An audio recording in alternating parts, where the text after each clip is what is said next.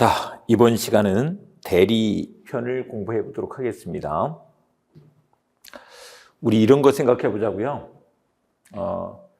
손흥민 선수가 있는데, 손흥민 선수가 구단하고 협상하고 계약을 할 때 직접 하면 더 좋은 조건으로 계약을 할 수 있을까? 그렇지가 않죠. 협상 잘 할 수 있는 사람, 에이전트를 세워서 계약을 하게 하면 나한테 더 좋은 조건으로 계약을 할 수가 있잖아요. 부동산 거래라든지 이런 일상생활에서도 마찬가지예요. 네. 그럴 때 나보다는 협상에 전문가가 있네? 그러면 그 전문가를 대리인으로 세워서 계약을 하게 하는 거, 이게 더 좋을 수 있다는 거죠. 또 이런 경우도 한번 생각해 볼 수 있죠. 집에 여러분들이 아이일 때 미성년자인데 뭔가 계약해야 될 게 있어. 뭐 학원 등록을 한다든지 어렸을 때 애가 직접 가서 계약을 하는 게 쉽지는 않죠. 그래서 엄마나 아빠가 애를 대리해서 계약을 하는 거예요. 그러면 더 좋은 조건으로 혹시 놓치고 갈 수 있는 것들을 다 챙겨서 계약을 할 수가 있는 거죠. 네. 그래서 그때 이제 손흥민 선수 또는 아이, 그리고 엄마 아빠가 대리인 또는 에이전트, 뭐 연예인들도 생각해 보면 되죠. 그 연예인, 매니저를 통해서 계약하는 게 더 좋은 조건으로 계약이 될 수 있다고요. 매니저가 상대방과, 뭐 학원과, 뭐 구단과, 아니면 어떤 기획사와 계약을 할 때,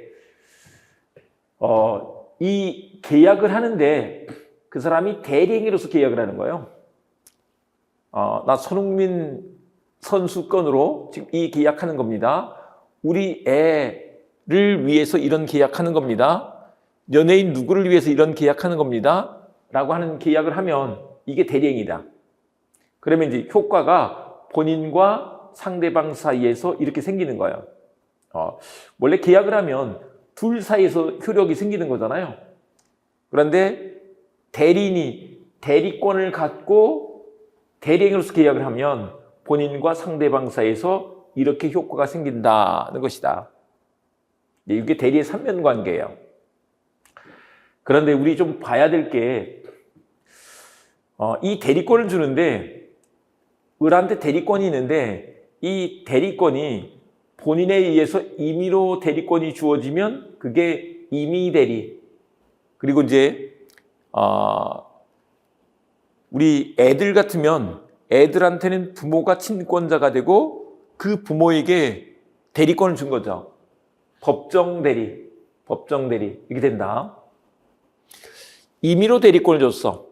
임의로 대리권 주는 것을 수권행위 이렇게 표현합니다. 수권행위다. 대리권을 주는 행위인 거죠. 근데 이제 법에서 정해진 경우, 그건 법정 대리다. 그리고 이제 대리인이 상대방과 계약을 하는 측면에서 의사표시를 하겠죠. 의사표시를 하는 측면에서 보면 능동적으로 하는 거예요. 능동대리.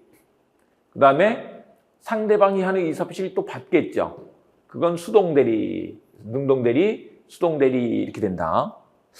능동대리, 수동대리는 이제 이렇게 좀 생각해 보면 돼요. 을이 병하고 계약을 하면서 가서 입으로 말을 할 거 아니에요. 그리고 상대방이 하는 말을 귀로 듣겠죠. 수동적으로. 근데 우리 입과 귀는 같이 가는 거니까 능동대리권과 수동대리권은 그냥 같이 있는 것이다. 네, 이렇게 설명을 해주죠. 그 다음에 이제 을이 대리권을 가지고 하는 거예요. 대리권을 가지고 하는 대리가 유권대리. 그런데 대리권 없이 사고 치는 경우도 있을 수 있겠죠. 무권대리. 네, 유권대리, 무권대리 이렇게 된다. 네. 그래서 이 대리의 삼면관계 측면에서 한번 봐주시고요. 그 다음에 이제 대리가 인정되는 범위 그랬는데 지금 우리가 공부하는 파트는 법률행위 파트죠. 법률행위에서 적용되는 것이다. 법률행위 그러면 우리 계약, 단독행위, 합동행위 이런 것들인데 다만 이제 법률행위 중에서도 이게 본인이 직접 의사결정을 해야 되는 경우들이 있을 수 있어요.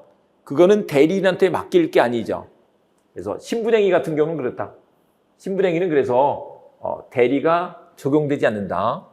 뭐 우리 대표적인 거 혼인, 이혼, 인지, 유언 또는 뭐 입양 이런 것들을 생각해 보세요. 혼인도 계약이기 때문에 법률행위는 맞지만 그거를 대리인 보내서 혼인 합의할 건 아니잖아요. 그러니까 이런 데는 적용될 게 아니다. 그 다음에 이제 법률행위 아닌 것 중에서 우리 의사의 통지와 관념의 통지 같은 이런 것들을 표현행위라고 하죠. 이런 표현행위는 우리 법률행위에 관한 규정을 유추 적용해 주죠. 그 유추 적용하려고 그 앞에 법률행위 아닌데 준자를 붙인 거죠. 준법률행위라고 이렇게 한 것이다. 용어 다시 한번 생각해 보자고요. 준법률행위는 이게 법률행위가 아닌 거죠. 근데 법률행위에 준해서 다뤄주기 때문에 준해서 다룰 필요가 있기 때문에 준법률행위라고 이름을 붙인 것이다. 법률행위가 아니다. 네. 그런데 얘들은 의사표시가 아니지만 의사표시랑 좀 비슷한 성질이 있어. 그래서 대리가 인정된다. 근데 준법률행위는 대리에서만 문제가 되는 건 아니고 뭐 의사피해 도달 시기, 상대방이 있는 의사피해 도달 시기는 도달주의가 원칙이죠. 도달했을 때 효력이 생기는 거잖아요. 그런데 의사의 통지나 관념의 통지 이런 것들도 도달했을 때 효력이 생긴다라고 이렇게 한다는 거예요. 이렇게 봐주시고 그 다음에 준법률행위 중에서 비표현행위, 사실행위 같은 경우에는 적용될 게 아닌 거죠. 그 다음에 또 불법행위, 여기에도 적용될 게 아닌 거지. 근데 이렇게 봐보시면 법률행위에 적용되는 거예요. 그래서 법률행위에 적용되는 것이고 법률행위 아닌 거에는 적용 안 되는 거지. 뭐 사실행위, 불법행위 이렇게 좀 생각해 두시면 된다. 우리 불사신이라고 이렇게 하는데 여기에는 적용될 것이 아니다. 그 다음에 이제 대리권으로 가시는데 대리의 삼면관계를 볼 것입니다. 먼저 이제 대리권, 우리 대리권을 갖고 병하고 계약을 맺었어야 돼요. 계약을 하는데 그걸 대리행위로서 했어야 된다라고 했죠. 근데 이 대리권이 이거 잠깐 한번 생각해 보자고요.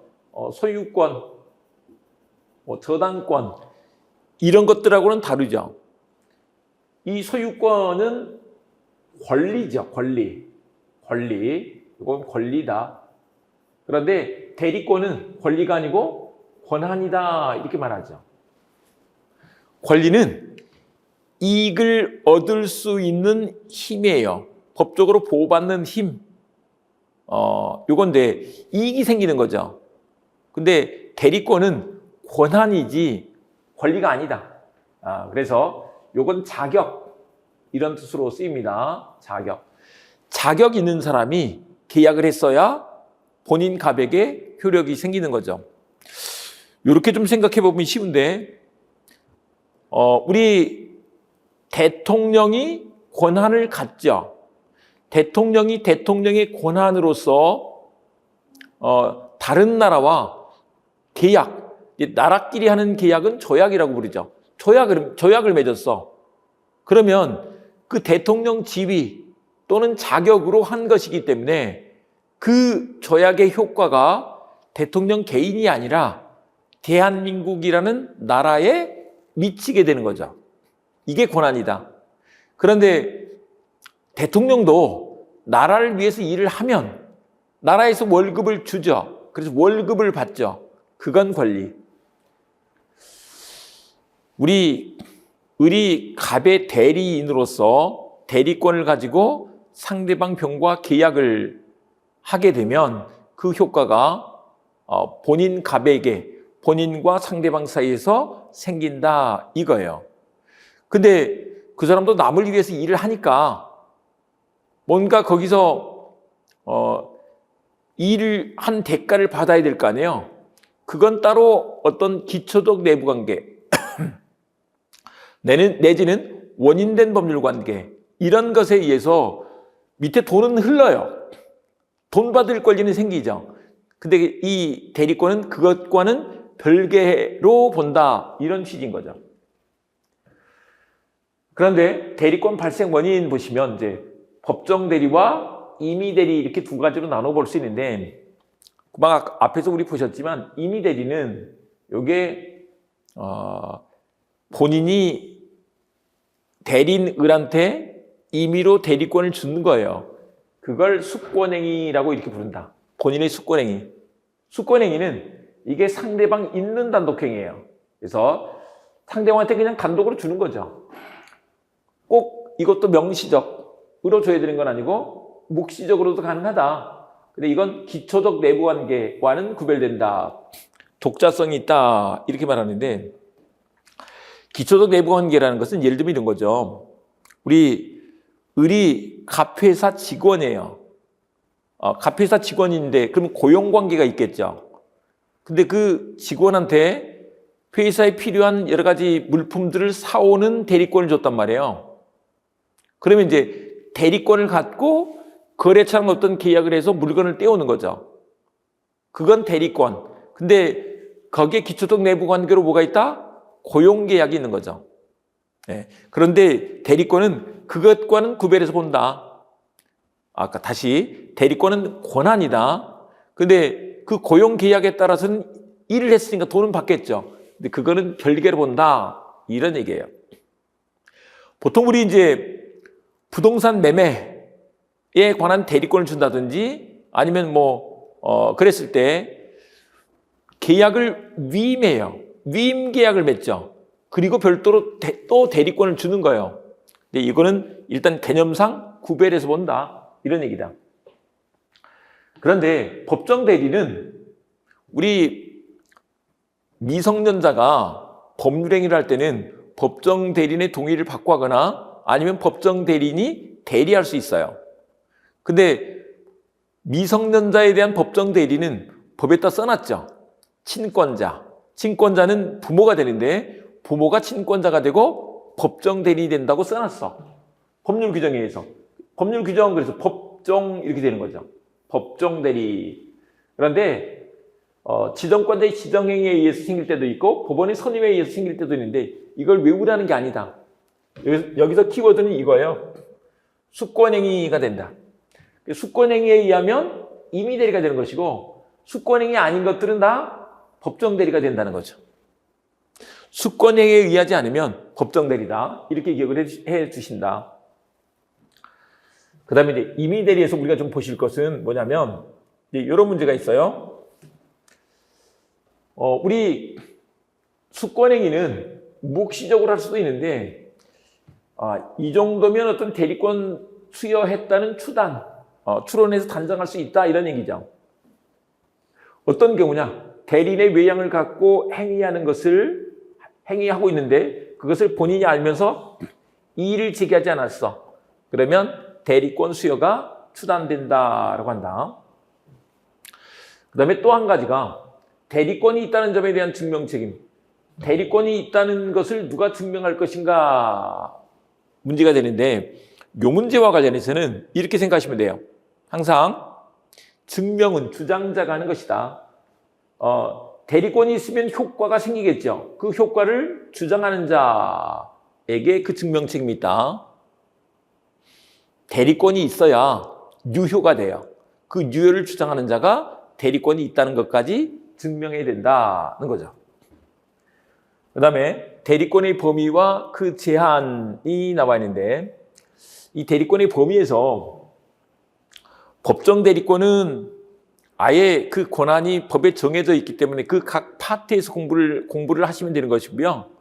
근데 임의 대리권은 본인이 대리인에게 어떤 대리권을 줬는지 보면 되는 거죠. 그걸 수권행위 해석이라고 이렇게 하는 것이다. 그래서 수권행위 해석을 해보는 거다. 갑일한테 이런 대리권을 줬네. 예를 들면 손흥민 선수가 그 에이전트한테 우리 그거 해라. 입단 계약 좀 맺어주세요. 아니면 무슨 뭐 어떤 연봉 계약 이렇게 좀 맺어주세요. 대리권을 주면 그 범위에서 대리권이 있는 거죠. 그게 수권행위 해석이다. 근데 이제 우리 부동산 거래와 관련해서 주로 이게 좀 많이 문제가 되는데, 일단 매매계약 체결에 관한 대리권을 받은 사람이 있어요.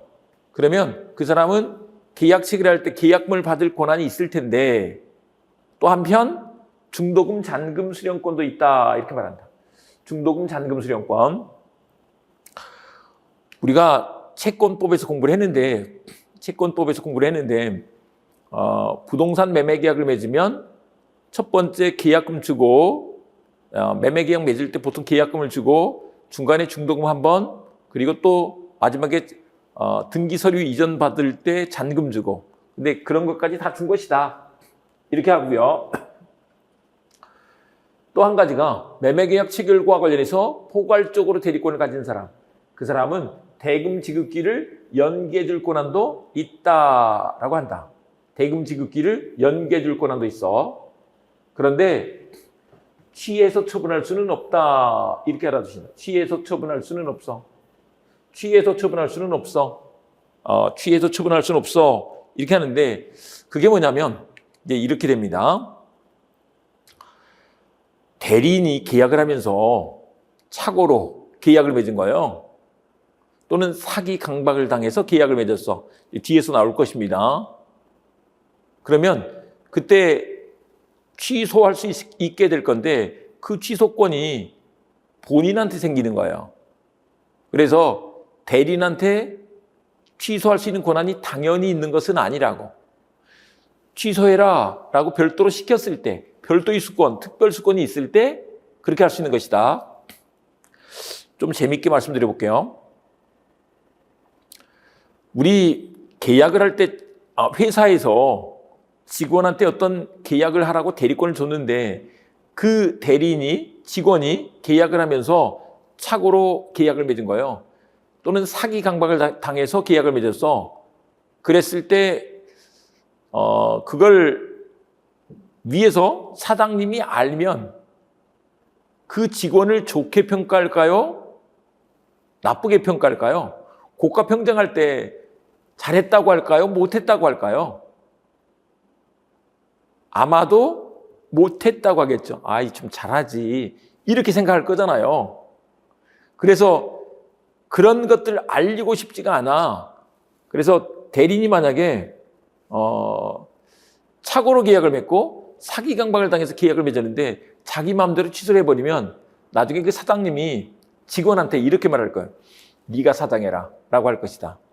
네. 그래서 그런 걸 할 수 있는 게 아니다. 논리적으로는 나중에 뒤에서 나옵니다. 대리행의 모든 효과는 본인에게 생기는 거예요. 회사에 생기는 거지. 그래서 그 회사가 취소권을 갖고 그걸, 그러니까 직원 입장에서는 어떻게 되느냐. 이만저만해서 이런 계약이 됐는데 이렇게 됐습니다. 그러면 이제 사장님이 그러면 가서 취소하세요. 별도 오더가 있을 때 취소할 수 있는 것이다 이 말인 거죠. 그냥 취소해버리면 사장님이 네가 사장해라 이렇게 나온다고. 또 그쪽에서 채무를 이행하지 않으니까 계약을 해지하겠대. 이런 것도 안 되는 거지. 해대권. 그리고 사오라 그랬는데 지금 값이 좋다고 자기 마음대로 처분해버리면 안 된다고. 그래서 처분할 수 없다는 것이다. 취해서 처분할 수 없어. 그냥 우리 시험용으로 많이 나오니까 맨정신으로 처분하는 것도 어려운데 취해서 처분하면 되겠냐고. 그래서 안 된다. 취해서 처분할 수 없다. 이렇게 드신다. 그 다음에 이제 불분명한 경우가 있는데, 불분명한 경우가 뭐냐면 118조예요. 여기서 보시면 권한을 정하지 아니한 대리인은 다음 각호의 행위만을 할 수 있다. 여기서 다음 각호의 행위만 할 수 있어요. 그게 보이게예요. 보이게 관리해라 이렇게 말하는데요. 보존행위, 또 이용 또는 개량하는 행위. 근데 보존행위를 봤더니 앞에 수식어가 하나도 없잖아요. 그래서 보존행위는 무제한으로 할 수가 있어. 무제한으로 할 수 있다라고 한다. 그런데 대리의 목적인 물건이나 권리 성질을 변하지 아니하는 범위에서 그 이용 또는 개량하는 행위, 요거는 이용 또는 개량하는 행위를 하면 좋아지는 거잖아요. 개량시키는 거니까 좋아지는 거잖아요. 근데 그래도 성질을 변하지 않는 범위에서만 할 수 있다는 것이다. 근데 이게 보이게다. 보이게인데 요거를 관리행위라고 한다. 관리행위만을 할 수 있는 거잖아요. 관리행위만 할 수 있는 것이기 때문에 여기서 처분행위는 못해. 이렇게 할 수 있게 되는 거죠. 관리행위만 할 수 있기 때문에 처분행위는 못해. 이렇게 된다는 것이다. 됐죠?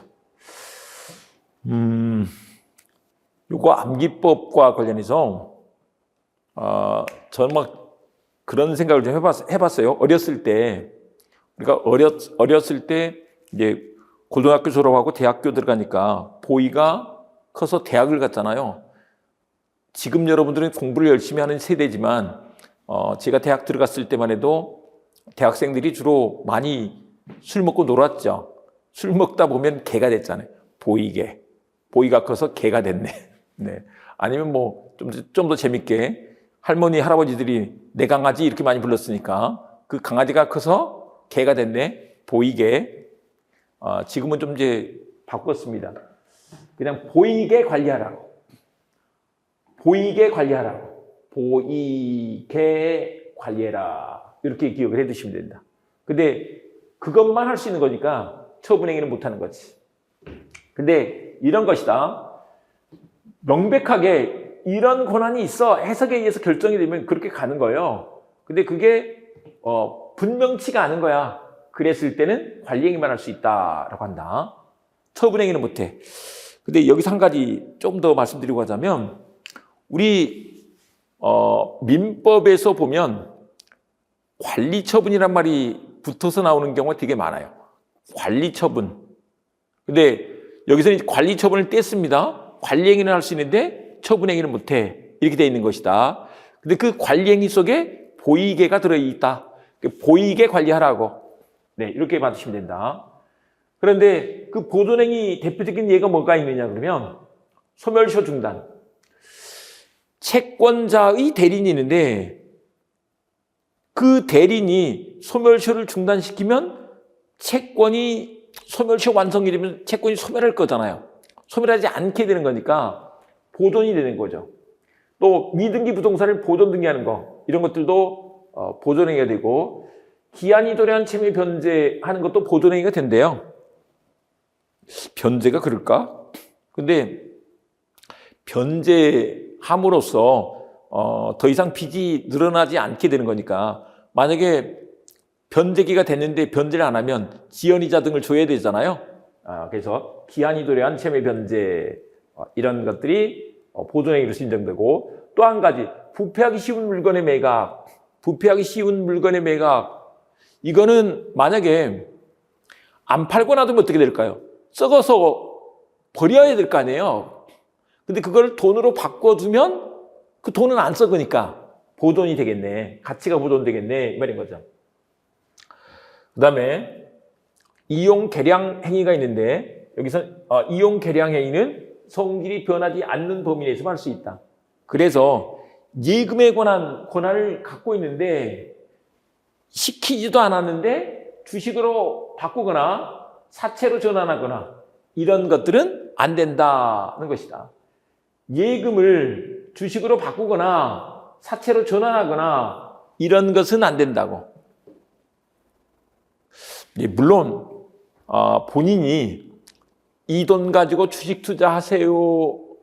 그 돈 예금 있는 거 뽑아서 주식 투자하세요라고 시켰어. 그럼 그래도 되죠. 또 그 돈 사채로 전환하세요라고 하면 할 수 있다고. 근데 그런 말이 없어. 그러면 하면 안 되는 거지. 주식은 잘못 투자하면 깡통이 될 수도 있고 개인에게 사채로 빌려주면 이자율은 좀 셀 수 있지만 돈 떼일 가능성이 되게 많죠. 그래서 그렇게 하면 안 돼. 자, 이렇게 해두시고 처분행위와 관련해서 처분행위는 못하는데 파는 거 저당권 설정도 처분행위가 된다는 거예요. 근데 이런 관점에서 생각해 보면 되죠. 처분행위는 이게 물권행위가 있고 준물권행위가 있었죠. 물권행위, 준물권행위가 있었다. 처분해버리는 거잖아요. 근데 물권행위가 소유권 양도만 물권행위는 아니죠. 저당권 설정도 물권행위가 된다. 그 다음에 준물권행위, 뭐 채권 양도, 채무면제 이런 것들은 할 수 없다라고 한다. 채무면제와 관련해서 이런 거 한번 스토리로 한번 얘기를 해보자고요. 예를 들면 돈을 1,000만 원 받을 게 있는데 채권자가 대리인한테 돈 받아오세요라고 시켰다고 보자고요. 근데 가서 900만 원은 받고 100만 원은 면제 이렇게 해줬다라고 생각을 해보자고요. 그래도 될까? 그러면 사장님이 뭐라고 할까요? 아마 이렇게 말씀하시지 않았을까 싶은데, 네가 메꿔. 야, 1,000만 원 받아오라고 했잖아. 네 맘대로 100만 원 봐주면 면제해주면 어떡하냐고. 네가 메꿔. 이렇게 될 것이다. 그래서 이런 것들은 못한다. 이렇게 봐주시면 되겠고, 그걸 좀 더 정리를 해봤습니다. 그래서 보면 어쨌거나 그게 관리행위는 할 수 있지만 처분행위는 못해. 그 관리행위 속에 보이개가 있다. 네, 이렇게 됩니다. 요 내용들 우리가 다 본 것들이에요. 보시고 여기에 있는 것들도 한번 봐 두시면 되겠는데 위에는 좀 더 시험 문제로 많이 나오는 것들 정리해놨고요. 그다음에 이제 나머지 개념까지 좀 알아두실 것들은 이 표에다 다 넣어놨습니다. 여기 얘가 주로 시험 문제로 나왔고, 이용하는 건 물건을 임대한다든지 금전을 이자로 대여하는 행위라든지 이런 것들이 그렇다. 계량은 좋게 하는 건데 이자 없는 채권을 이자로 하거나 저당권의 부담을 해소하는 행위 같은 것들은 계량하는 거니까 된다는 것이다. 자, 이렇게 봐주시고요. 그 다음에 이제 대리권 제한 문제로 가서 보겠습니다. 대리권 제한이 나와 있는데, 이 대리권 제한은 잘 읽으셔야 되는데, 이게 대리권 제한에다가 제가 이 강조점을 찍어놨잖아요. 왜 찍었느냐 그러면 암기하고 찍은 게 아니고, 대리권 제한은 대리권이 있는 걸까 없는 걸까를 생각해 보자는 거예요. 대리권 제한은 대리권이 있다 없다. 대리권 제한은요, 정확하게 말하면 대리권이 있는데 제한된 거죠. 제한됐으면 결국 없는 거죠. 대리권 제한은 원래 대리권이 이렇게 있는데 이게 없는 것으로 제한해 놨다고. 그러니까 대리권 제한에 대리권 제한을 위반하게 되면 얘는 무권 대리무효가 돼버린다는 거야. 대리권 없이 행위란 거야. 그래서 무권 대리로서 무효가 돼버리죠. 근데 뒤에서 나올 겁니다. 이걸 만약에 본인이 추인을 해. 본인의 추인. 요게 있어. 그러면 소급해서 유효가 된다는 것이다. 처음부터 유효가 된다. 그 중에 첫 번째, 자기계약 쌍방대리금지가 나와 있는데, 자기계약 쌍방대리금지라는 게 뭐냐면, 일단 이거 한번 보겠습니다. 조문 한번 봐보십니다. 대리는 본인의 허락이 없으면 본인을 위하여 자기와 법률행위를 하거나, 이게 자기계약이에요. 또 동일한 법률행위에 관하여 당사자 쌍방을 대리하지 못한다. 여기 쌍방대리죠. 못한다 이렇게 해놨죠. 그러나 채무이행은 할 수 있다 그랬는데, 내용으로 가셔서 좀 말씀드려보면, 우리 대리에서 보시면 이런 것이다. 대리인 을이 상대방 병과 계약을 맺는데 이걸 대리행위로서 하는 거예요. 대리행위로서. 근데 이 대리권 가진 사람이, 그러면 이제 이렇게 본인과 상대방 사이에 효과가 생길 건데, 이때 이 대리인 을은 누구 편이냐 이 말이에요. 갑편이죠. 이렇게 한 편이잖아요. 그래서 갑한테 이익되게 계약을 할 거예요. 손흥민 선수 에이전트는 손흥민 선수 편이죠. 그래서 구단보다는 손흥민의 이익을 위해서 일을 할 거란 말이에요. 손흥민 선수가 많이 받아야 에이전트도 커미션이 많이 떨어질 거 아니에요. 우리 애한테 더 좋은 계약을 맺으려고 하는 게 부모님이죠. 그러니까 법정 대리인도 본인인 미성년자, 자기 애를 위해서 계약을 한단 말이에요. 상대방보다는. 근데 이제 그걸 만약에 자기랑 계약을 해버려. 보세요. 자기랑 계약한다는 얘기는 이제 이렇게 되는 거죠. 을하고 계약을 해버려. 갑의 대리인으로서. 그러면 생각을 해보세요. 내가 회사를 대리해서 나랑 계약을 하네? 그러면 나를 생각을 할까? 그러니까 자기를 생각할까? 회사를 생각할까? 이렇게 한번 생각을 해보자고요. 회사에 인사부장이 있는데, 인사팀장한테 우리 연봉 계약을 맺으라고, 고가 산정해서 연봉 계약을 맺으라고 대리권을 줬어요. 그러면 인사팀장은 다른 직원들과 내가 이제 회사를 대리해서 연봉 계약을 맺을 수가 있는 거죠. 근데 만약에 자기 연봉도 자기가 계약을 맺어야 돼. 그러면 할 수 있겠는가 이 말이에요. 그러면 그 인사팀장은 자기를 생각할까요? 회사를 생각할까요? 자기를 생각하겠지. 그러니까 본인의 이익이 침해되는 문제가 생겨. 이해충돌 문제가 생긴다고. 그래서 그런 거 하지 마. 이렇게 하는 것이다. 그래서 자기 계약. 그 다음에 또 한 가지 더 쌍방대리가 있는데, 쌍방대리는 뭐냐면 요게 이런 거예요. 갑과 병이 계약을 맺는 거예요. 근데 갑을 대리해서 을이, 또 병을 대리해서 을이, 이렇게 한번 봐볼까요? 큰애하고 작은애가 있는데, 큰애와 작은애가 있는데 둘이 계약할 게 있는 거예요. 근데 거기에 엄마나 아빠가 중간에 끼어서 어떤 합의를 한다고 생각을 해보자고요.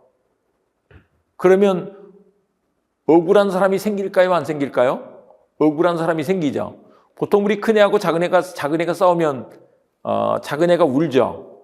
그럴 때 엄마는 따져보지도 않고 큰애부터 먼저 혼내는 경우가 있지 않아요?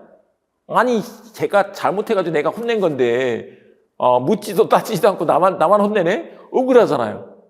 그런 일이 생길 수 있다니까요. 그래서 그런 거 하지 마. 자기 계약 쌍방대리 금지다. 근데 그것도 본인의 허락이 있으면 괜찮지.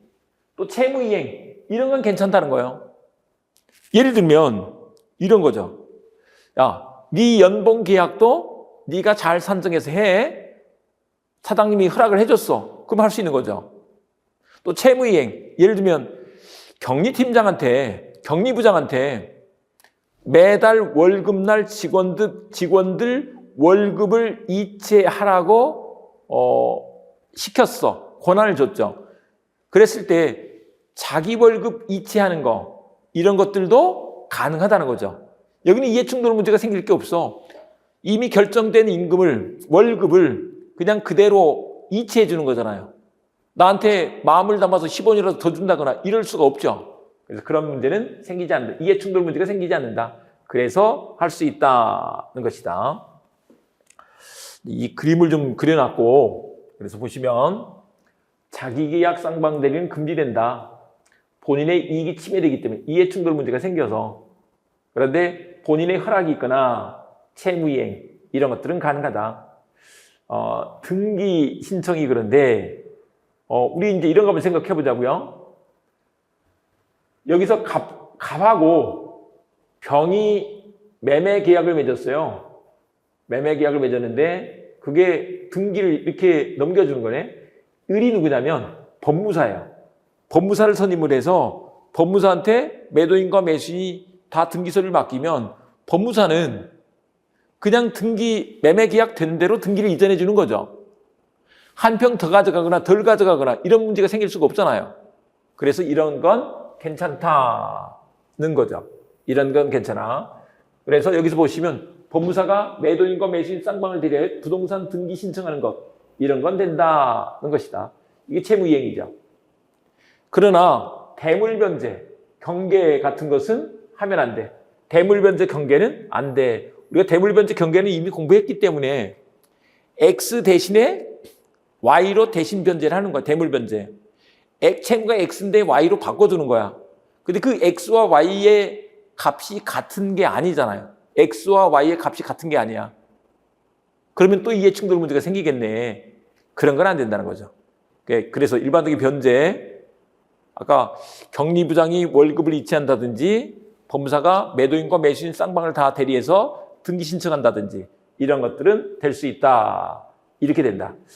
그래서 이제 봐보시면 그와 관련한 여러 가지 이 사례가 시험 문제로 나오는데 부동산 입찰 절차에서 동일 물건에 관해 이해관계가 다른 2인 이상의 대리인이 된 경우 그 대리인이 한 입찰은 무효다. 2인 이상의 대리인이 돼서 입찰을 했대. 그러면 거기서 어떤 한 사람 낙찰받게 하고 싶으면 그 사람 거 1원 더 쓰면 그 사람이 낙찰받는 거잖아요. 이미 한 사람은 들러리죠. 그렇게 하면 안 된다는 거지. 그래서 안 된다. 그런데 법정 대리인 친권자가 부동산을 매수하여 이를 그 자에게 증여하는 거, 친권자가 자에게 증여하는 거, 이런 것은 괜찮아. 자기계약 일제로 괜찮아. 이해충돌 문제가 생기지 않잖아요. 자녀한테 주는 거야. 이런 건 돼. 또한 대주로부터 소비대차 계약을 체결할 대리권을 수여받은 대리인이 차주로부터 변제를 수령할 권한도 있으므로 차주가 그 사채 알선업자에게 하는 변제, 이런 것들은 유효하다. 이게 뭐냐면 사채 알선업자가 있는데 사채 알선업자한테 너 내 돈놀이 좀 해줘 라고 맡기는 거예요.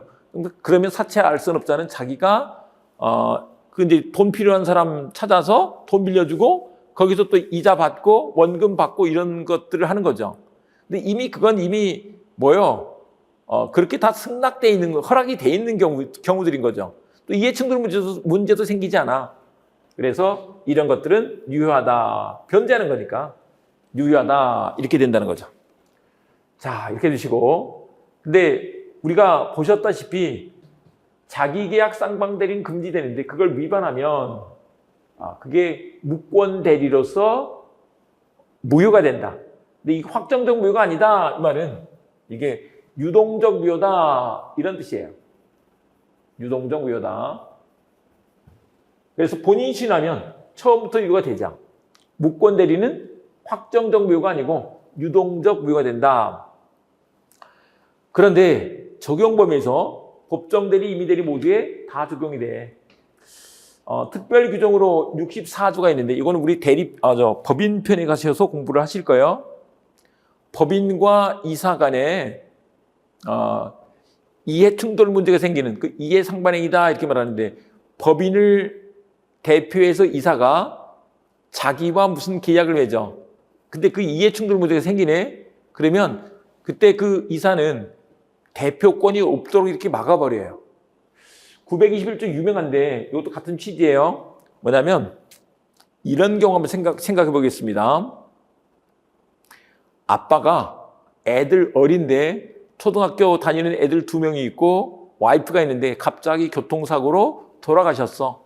그러면 그 아빠의 재산은 그러니까 이제 아빠의 배우자 애들 엄마하고 애들 둘 그래서 3명이서 공동상속을 하죠.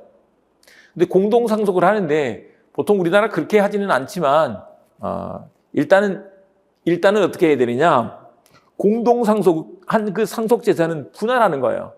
근데 그거를 만약에 엄마 마음대로 요거는 큰애 거, 요거는 작은 애 거, 그다음에 요거는 내 거 내지는 우리 애들 키울 때까지 필요한 자금, 요렇게 몫을 지명해 준다라고 생각을 해보자고요. 이러면 될까? 예, 문제예요. 그런데 그런 거 안 된다는 것이다. 왜? 안 되는 이유가 이해 충돌 문제가 생긴다니까요. 그러니까 극단적으로 보면 부모도 안 믿어요.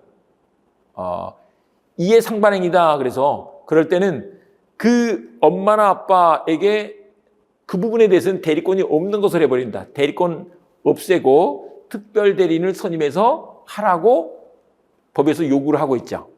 예. 그게 다 그 특칙으로 있는 것들이다.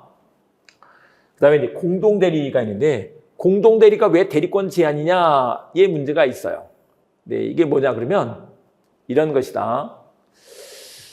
대리인이 여러 명 있을 때, 여기 보시면 대리 수인이라는 것은 여러 명을 말합니다.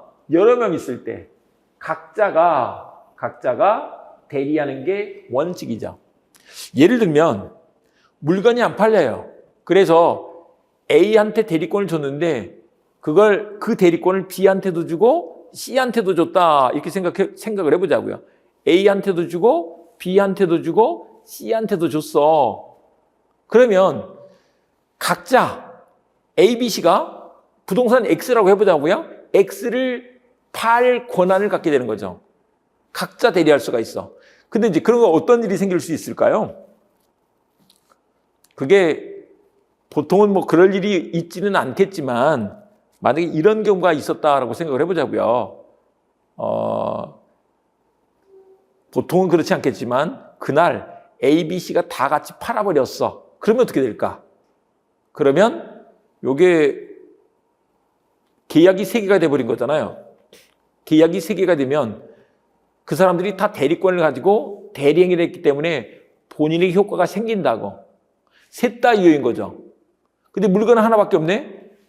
그러면 한 사람한테는 주겠지만 제일 좋은 조건으로 한 그 집에다는 줄 수 있겠지만 나머지 2사람한테는 못 주잖아요. 그러면 책임을 져야 되죠.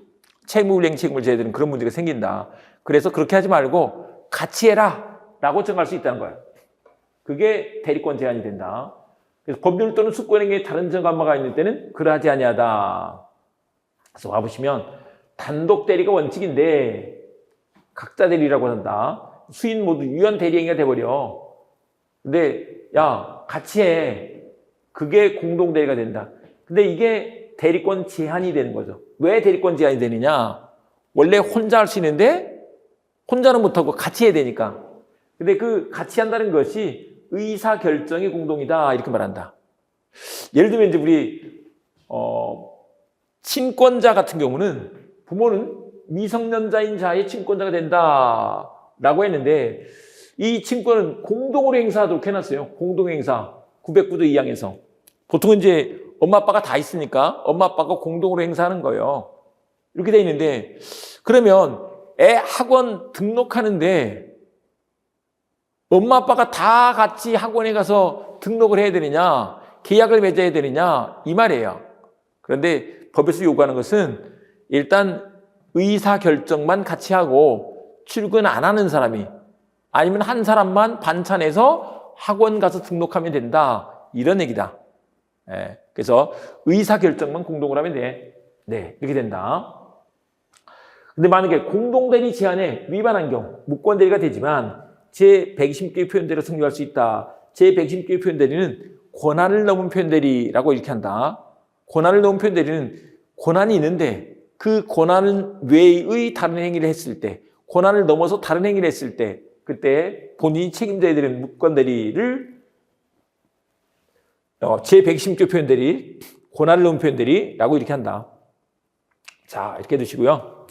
그 다음에 이제 대리권 남용을 봐볼 건데 대리권 남용은 제목을 잘 봐봅니다. 대리권 남용은 뭐냐면 대리권이 있어요.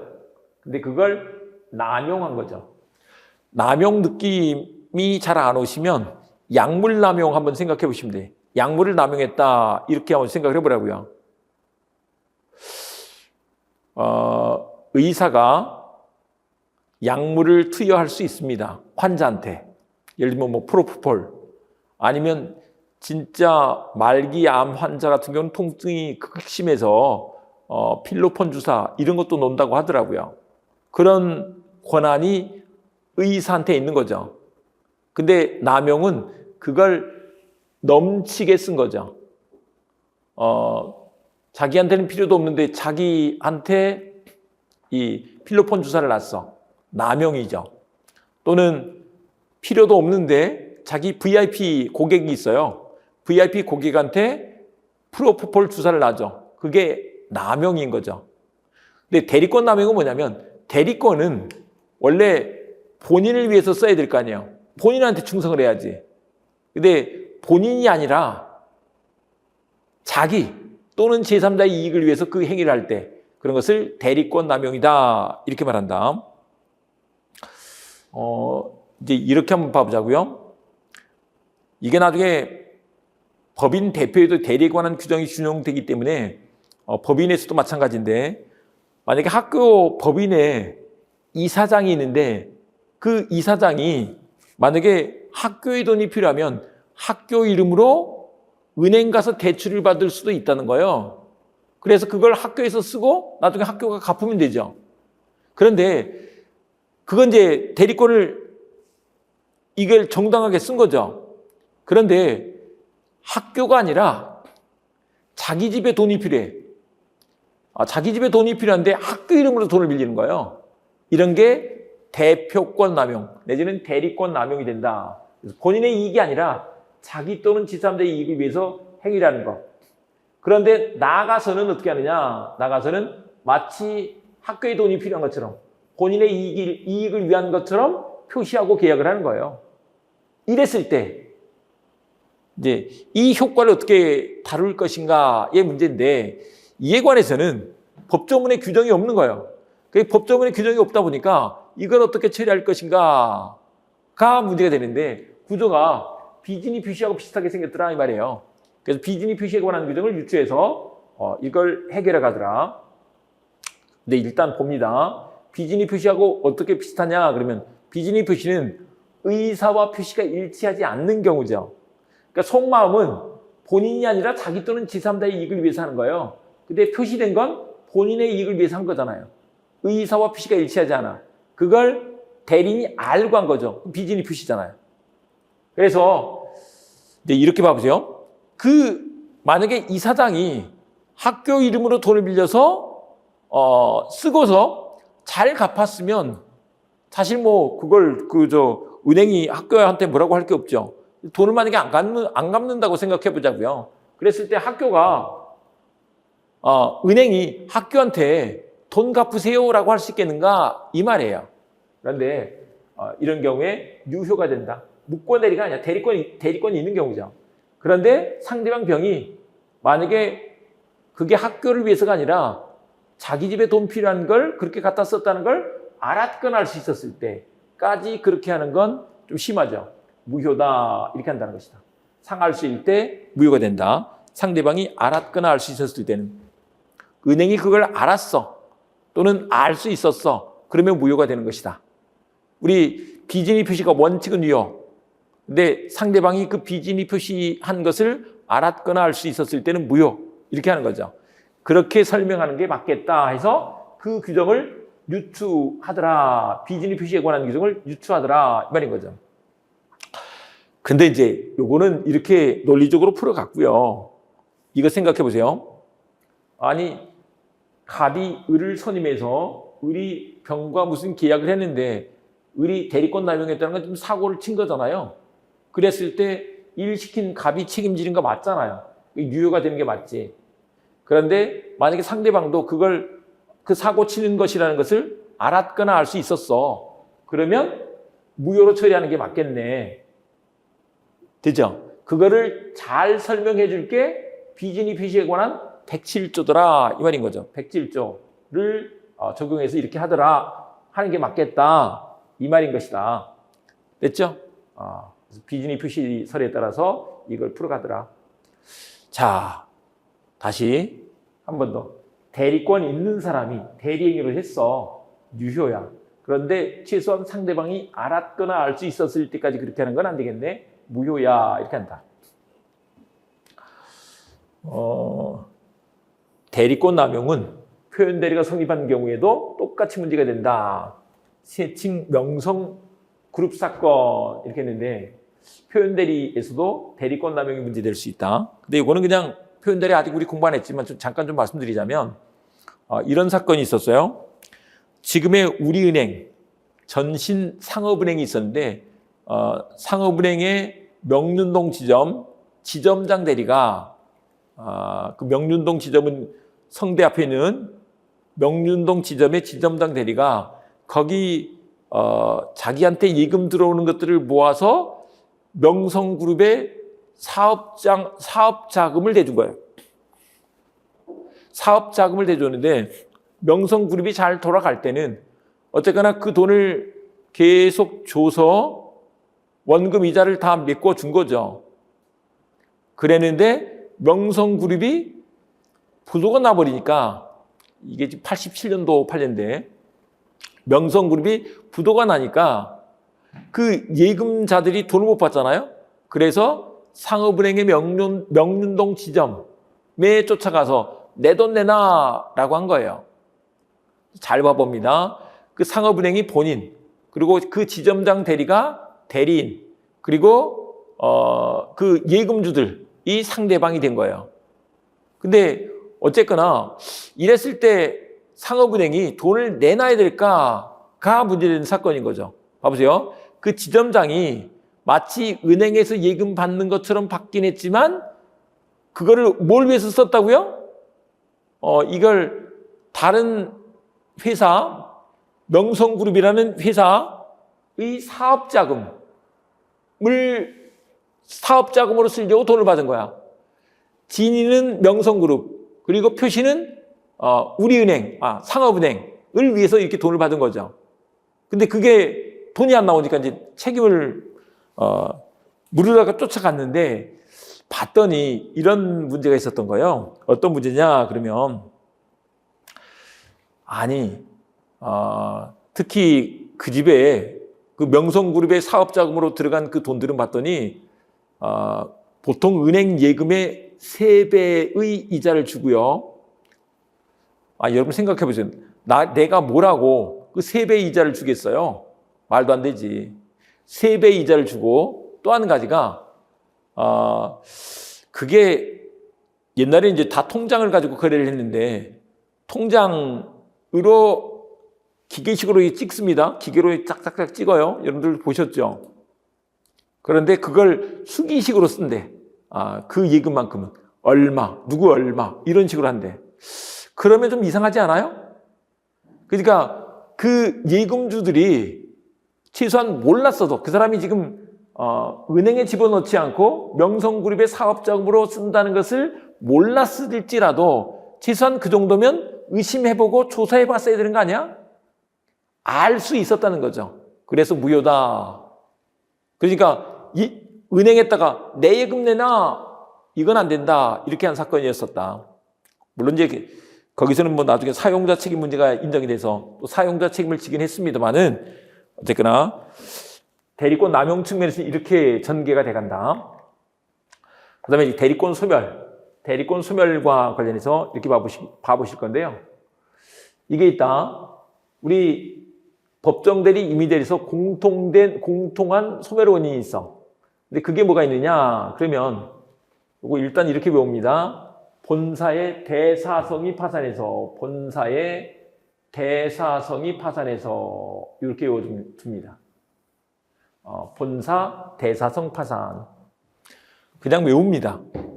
본사에는 대사성이 파산해서, 그거 기억해 보려고 제가 대사성 검색해 봤더니 옛날에 이 집현전에 성균관의 어떤 그 고위 관료가 대사성 직위가 있더라고요. 근데 어쨌거나 대사성이 파산해서 이렇게 기억을 해 주신다.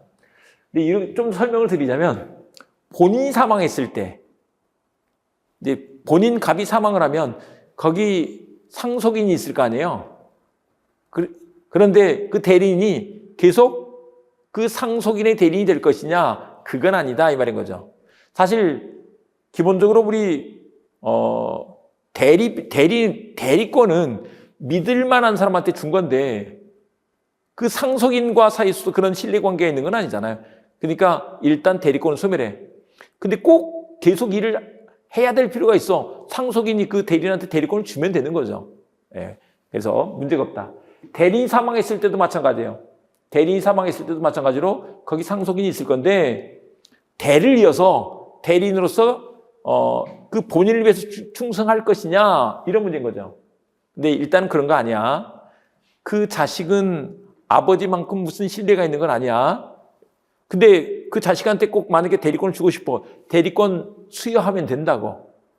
그래서 일단은 소멸한다. 그 다음에 성년 후견 개시. 그 사람이 멀쩡할 때 대리권을 줬는데 성년 후견 개시가 됐다. 그러면 이게 사무처리 능력이 지속적으로 결여된 상태잖아요. 간단히 말하면 치매 걸린 상태가 됐잖아요. 그러면 그 사람이 어떻게 일을 하냐고요. 대리권 소멸하는 게 맞지. 그 다음에 파산했을 때도 마찬가지야. 파산했을 때도 대리권은 소멸하는 게 맞다. 그 사람이 지금 어떻게 일을 하냐고. 대리권 소멸하는 게 맞다. 여기서 잘 봐보시면 이제 본인한테는 그렇지만 이 대리인한테는 성년후견 개시와 파산이 대리권 소멸 사유가 되지만 본인한테는 대리권 소멸 사유가 아니라는 거 그냥 기계적으로 외워두면 되긴 한데 이렇게 장난칠 수도 있다는 거죠. 이렇게 좀 생각해 보면 이해가 쉬워요. 우리 본인이 성년후견 개시되거나 파산했을 때 더 대리인이 필요할 수도 있죠. 대리인이 일할 필요가 있다. 그래서 일단 대리인이 성년후견 개시되거나 파산했을 때만 그렇다. 여기 한정후견은 안 들어갔죠. 성년후견 개시만 들어가 있다. 그 다음에 임의대리에 특유한 소멸 원인이 나와 있는데 이게 철원으로 갔어. 이렇게 되죠. 철원으로 갔어. 뭐냐 그러면 우리 법률 행위에 의하여 수여된 대리권 요게 임의대리권이죠. 근데 원인된 법률관계 종료에 의하여 소멸한다. 또 수권행위 처리한 경우에도 같다.